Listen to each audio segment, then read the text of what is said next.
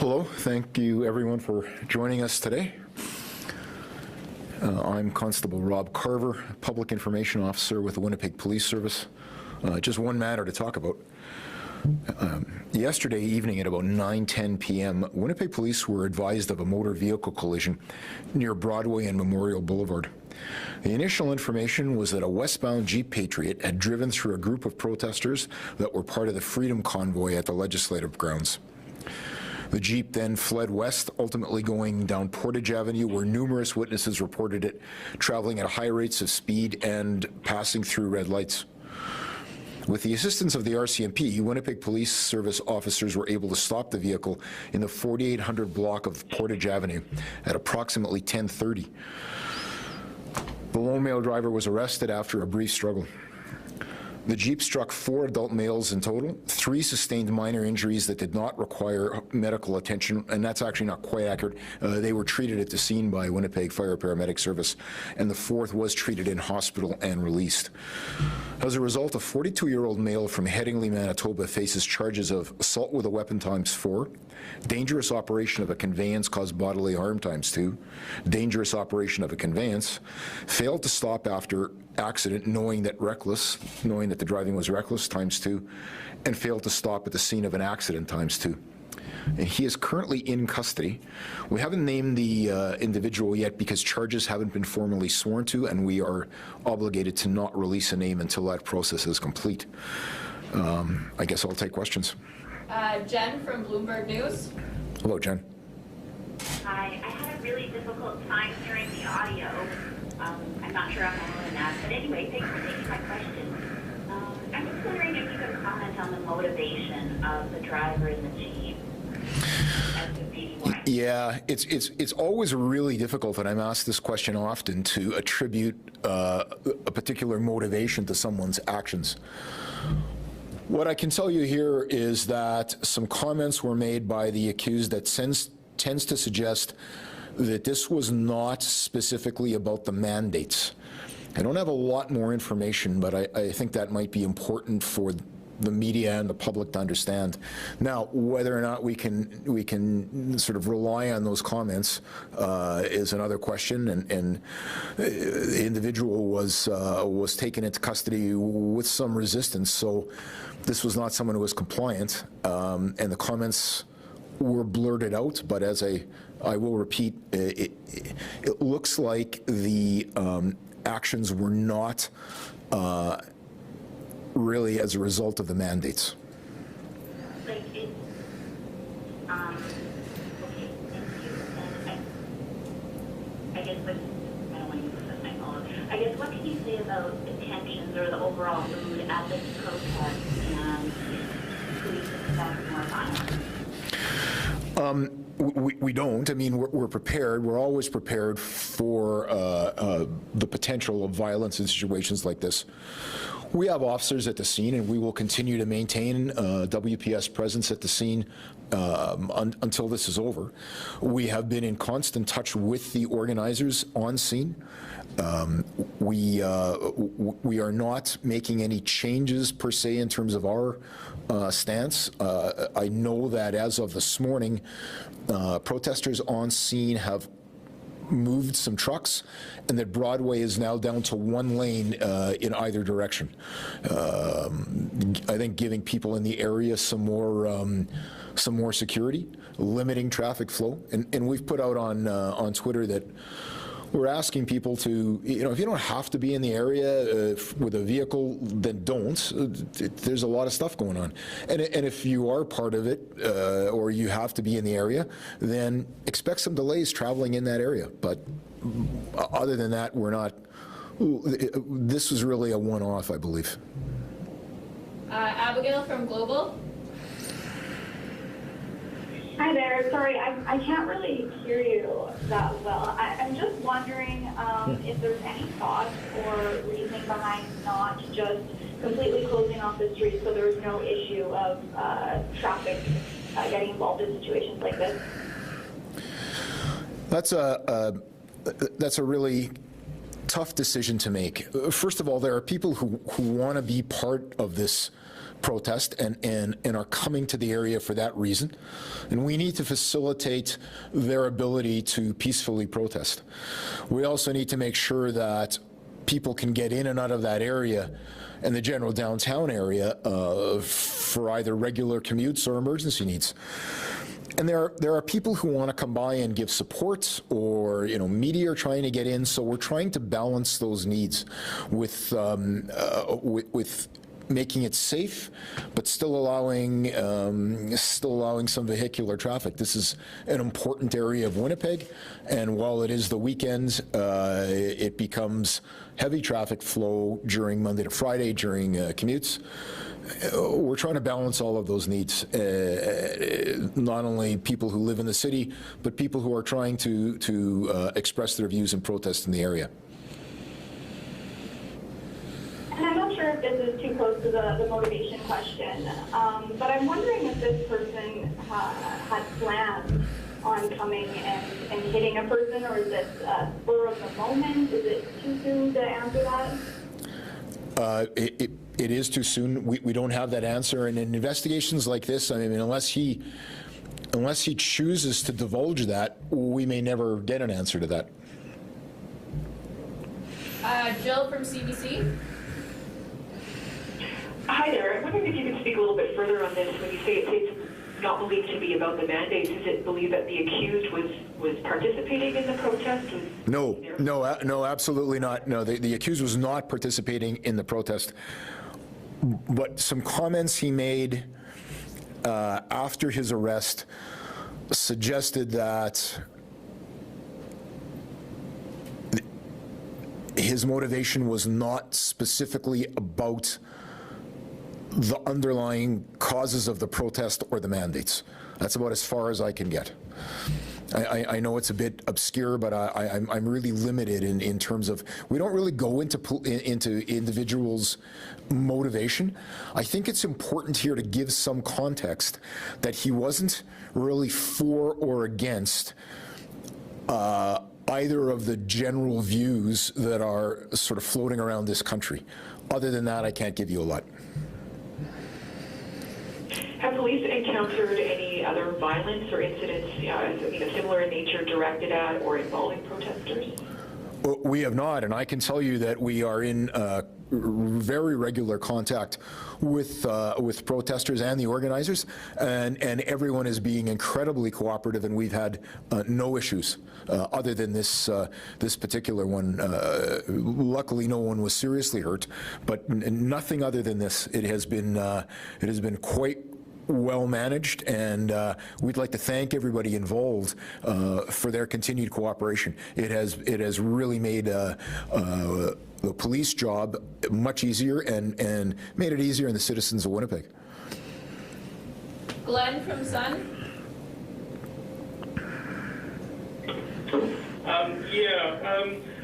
Rob, can you speak to whether has there been any kind of effort made to, much like a construction zone, to set up something to slow the traffic down, or has that been considered by the police? We haven't made any changes to how we were deployed in the area since the start of this protest on Friday morning. We view it as an evolving situation like any protest. We will continue to not only monitor it, but work with organizers. And I want to stress that we are working with organizers. As I said earlier, some trucks were repositioned mid-morning today to enhance what organizers felt was the safety of people in the area. If we see a situation arise or events arise that we need to work with them to do further enhancements, we will certainly do that, and we are prepared, but that hasn't taken place. I know there's a video that's been posted on Twitter. Have your officers had a chance to view the video yet, and are you asking for any additional, anyone with dashboard cam or any kind of video as well? No, our officers had access to that video as well as other digital information fairly soon after the incident. Our investigation is complete. The individuals in custody, we're really not looking for any further information. People who were at the scene were very helpful, both dash cam and cell phone videos, and we'd like to thank everybody who came forward at the time. Again, we're just thankful that no one sustained any serious or life-altering injuries, but we're not going to need any more assistance now. It's concluded. Devin from CTV. I was wondering, is there any concerns with seeing something like this happen again in the near future, or even the flip side of having some not friendly interactions from the protester side of things? Well, I think police everywhere, and specifically in Winnipeg, view these situations as potentially volatile. There are strong opinions being expressed, and there are a broad range. There's polarization here. Anytime you have a situation like that, there's a potential for tempers to flare and possibly some violence. We have done everything we can, or are prepared to do at this point, to ensure the safety of people in the area. Again, we're working with organizers, and collaboratively we feel that the current situation is balancing everyone's needs and safety. Do you have a follow-up, Devin? Yeah, I was just wondering whether it was motivated by the protest, or was just spur of the moment incident. Is there a look at increasing the police presence in the area at all? Certainly, the potential is there to do that, but as I've spoken to, we are working collaboratively with people on scene and organizers. If additional police resources were required to enhance the safety, we'd certainly be looking at that. That's not the consensus at this point. Maggie from the Free Press. So I'm wondering if you know how fast the car was traveling when it hit these individuals.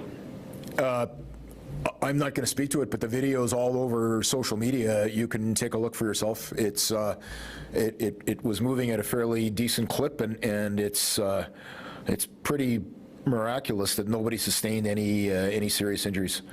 I've seen the video. I haven't spoken to traffic collision investigators to have their assessment of the speed. They're able to do that probably from the video, but it's moving at a pretty decent clip. And since these protesters arrived on the scene yesterday, do you have an estimate of how many people have been participating since? It's been somewhat fluid. My understanding last night there was somewhere around 100 people on scene. Some estimates of, I think, if I'm correct, about 40 to 50 vehicles. That was increasing this morning, as we would expect during daylight hours. More people coming into the area, some more vehicles. Again, I would like to say that everyone has been very peaceful, very cooperative with us, very prepared to engage in dialogue with our officers. I don't know, looking at some news feeds from across the country, it's Winnipeg, and it's lots of blowing snow, and it's pretty chilly out there still. I think that affects people's inclination to come out and stay outside, but we'll have to see. Liza from Radio Canada. Yeah, the question would be, you say you're working with the organizer. For those that are staying around the village, do you know if protesters are planning to leave anytime soon? We haven't been given any indication when the protesters are planning to leave, or if they're planning to leave. The current situation from our standpoint is quite stable, and that's not first and foremost on our mind. Unlike some other cities, this is, everyone is cooperating well, and we're not looking at some sort of end as how we can, or an end date as to when things will wrap up. We just want to make sure everyone is safe while it's ongoing. And other than this incident, which we believe is a one-off, we hope to be able to continue with the level of safety we've seen. Do you have a follow-up? Yeah, so you're not planning to increase the security around the village or the area? Well, we have no plans to change our deployment model at this point, other than last night. And I think anytime you've got people on streets and vehicles, there is a potential. We can't block off roads in the downtown area to make sure that people who are walking to and from this area are safe. Protesters understand, and I think if you see the video, are cognizant of the fact that they're on roadways, that even if we blocked off, even if Broadway was blocked off, there are cross streets that have the potential for, vehicular pedestrian interactions. We don't see that any changes to our model would enhance anyone's safety. Rob from Canadian Press.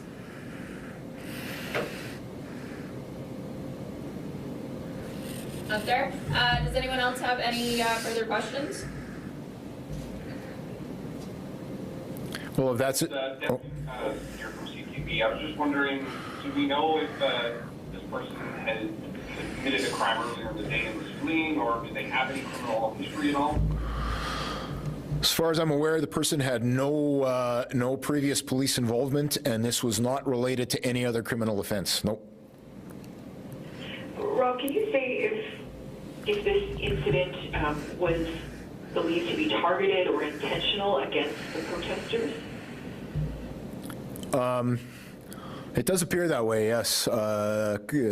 We know that at least one of the victims was wearing a high-vis vest. If you watch the video on social media, you can see that vehicles are moving through the area at a safe pace. Protesters are aware of the vehicles. They're facilitating the passing of the vehicles, and this vehicle is on Broadway, westbound, and appears to accelerate from the pedestrian crosswalk just east of there. I can't speculate other than what I've seen in the video and what investigators have told me, but it certainly does look like there was some intention here. I know you mentioned that there have been no other incidents, but I spoke with a woman this morning who said she was harassed by an anti-vaxxer outside near the protest yesterday afternoon. Are you aware of that incident? Have there been any reports?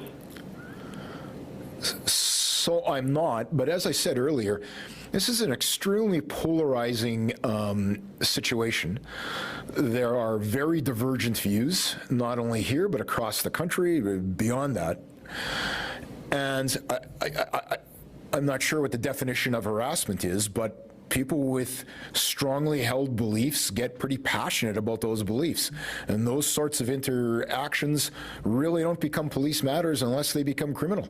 So if you're on one side of the fence or the other, I mean, everybody needs to be reminded, except they've been doing this well, these are strongly held and impassioned views, and they're going to be expressed with a lot of passion. So I'm not sure what the definition of harassment is, but that's the nature of this political discourse. Rob, Glenn Dawkins from the Sun. Anyone driving through the area, would you have any words of advice for them if they're being held up by the protest, or if they're getting a little hot under the collar? What would your words to them be?